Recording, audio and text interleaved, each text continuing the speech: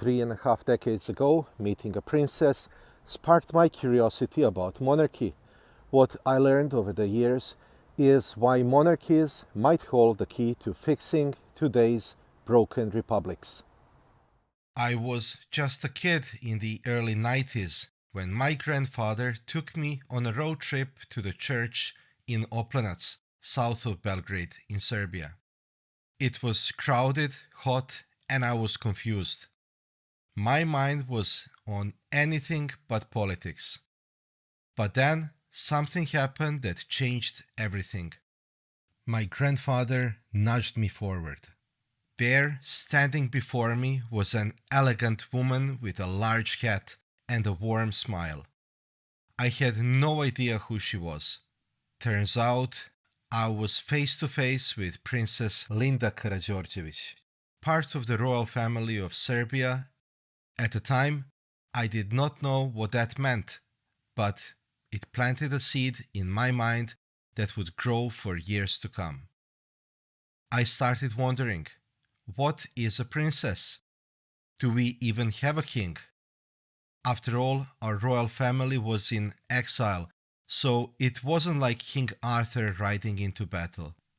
But that moment, that spark, got me thinking about monarchy in a world and a country where it seemed like something from the past.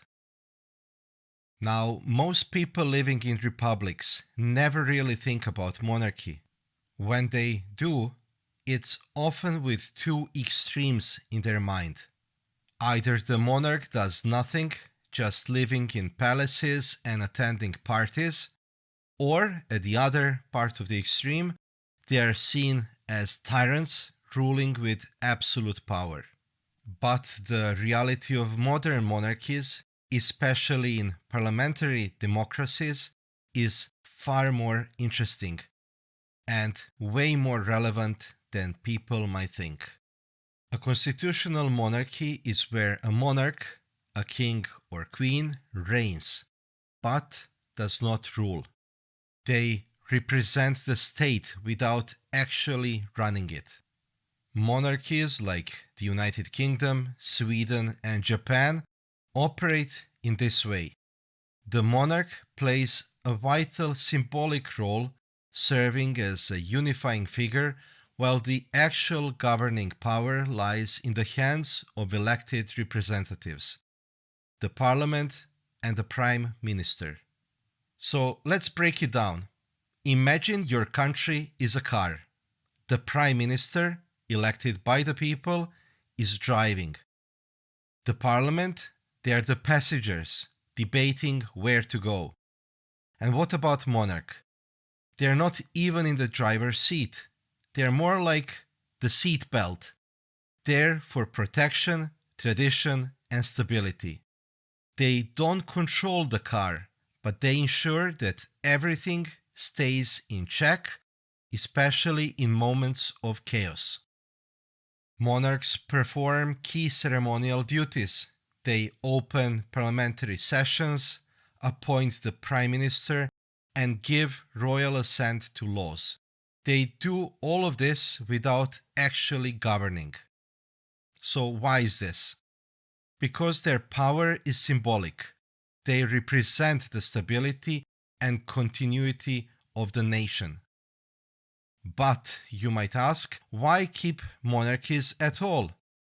Why not just move to a republic where a president can do everything a monarch does? And this is exactly where things get interesting, because some republics, especially in places like, for example, Eastern Europe, haven't quite gotten it right. Now, let's take a quick detour into the world of republics. Places where presidents, not monarchs, are the heads of state. In theory, republics are about the people electing their leader, but in reality, things don't always play out so democratically. Take Russia, for example. Putin has been in power for over 2 decades, especially ruling as a lifelong authoritarian. Or look at Belarus, where President Lukashenko has clung to power since 1994. These leaders call themselves presidents of republics, but their control over the country looks more like unchecked rule of a king, without the ceremonial limits and tradition of accountability that constitutional monarchs face. Then there's Azerbaijan, where the presidency has become something of a family business. President Aliyev succeeded his father, making the presidency a sort of hereditary monarchy in disguise. Again, without any of the checks and balances monarchies have in real constitutional democracies.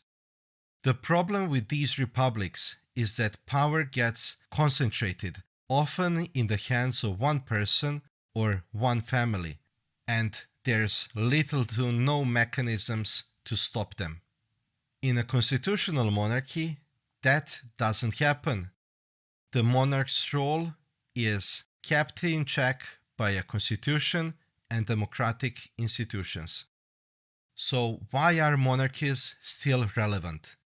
Here's the thing. Monarchies provide stability.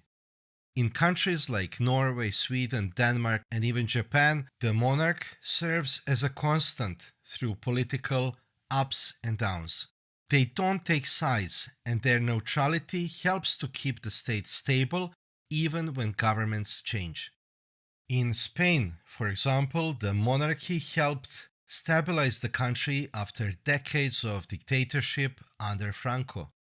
King Juan Carlos I played a key role in transitioning Spain to democracy in the 1970s.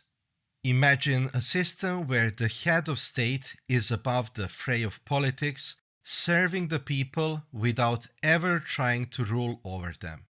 Decades later, I found myself leading a monarchist movement in Serbia. The stakes had changed, and so had the country. This time, I wasn't a confused kid in a church. I was an adult, leading a cause to restore the monarchy. When I met Princess again, she was just as graceful as I remembered. But this time, the king was no longer in exile. He had returned to Serbia, ready to take his rightful place.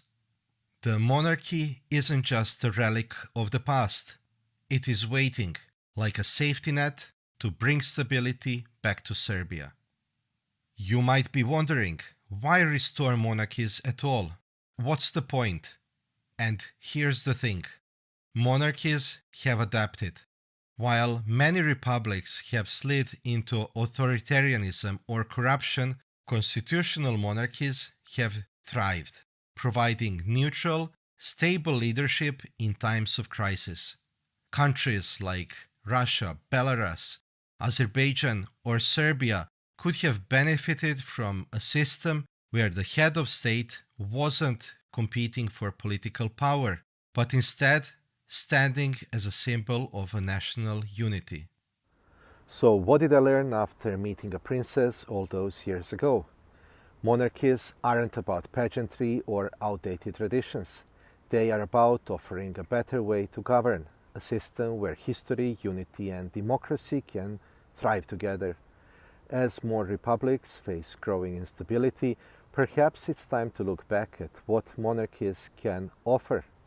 A constitutional monarchy isn't about returning to past. It is about securing the future. I hope you found this video entertaining and informative.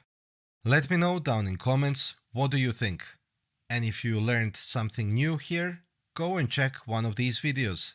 Special thanks to patrons and YouTube member supporters.